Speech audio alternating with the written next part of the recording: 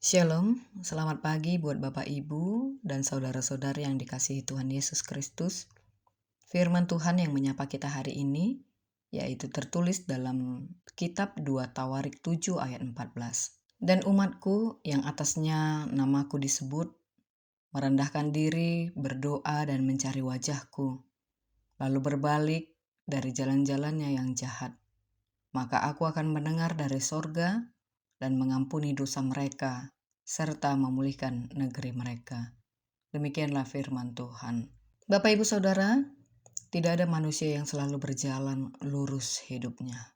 Pasti akan ada saatnya kita tersesat, tetapi yang terpenting bukan seberapa jauh kita pergi, melainkan apakah kita mau kembali. Firman Tuhan hari ini muncul sebagai jawaban Allah atas doa Salomo setelah peresmian Bait Allah. Raja Salomo memohon doa bukan tanpa alasan. Doanya lahir dari kesadaran yang sangat dalam tentang manusia dan tentang Tuhan.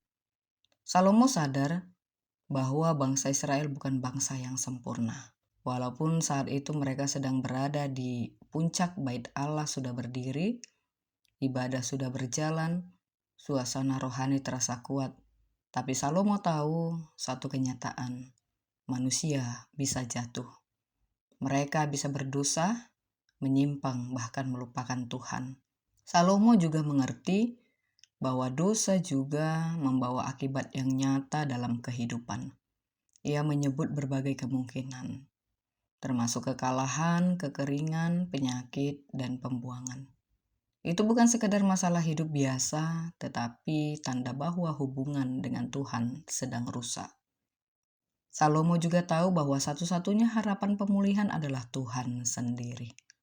Bait Allah hanyalah tempat, tetapi yang terpenting adalah apakah Tuhan mau mendengar dan mengampuni. Itulah sebabnya Bapak Ibu Saudara ia berulang kali memohon supaya Tuhan mendengar doa, Tuhan mengampuni, Tuhan memulihkan.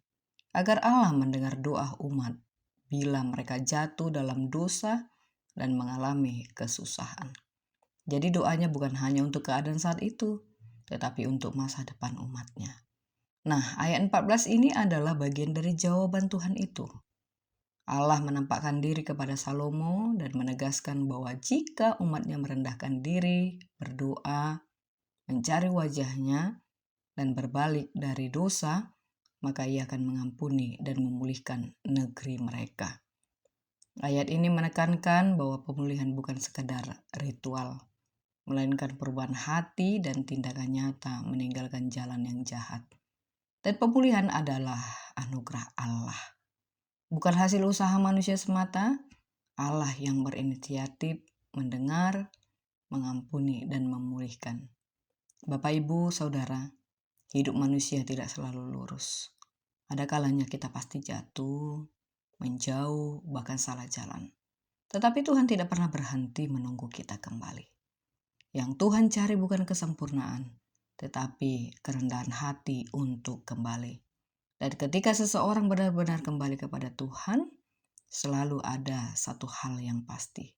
Tuhan tidak hanya mengampuni, tetapi juga memulihkan. Demikianlah renungan kita hari ini Bapak Ibu.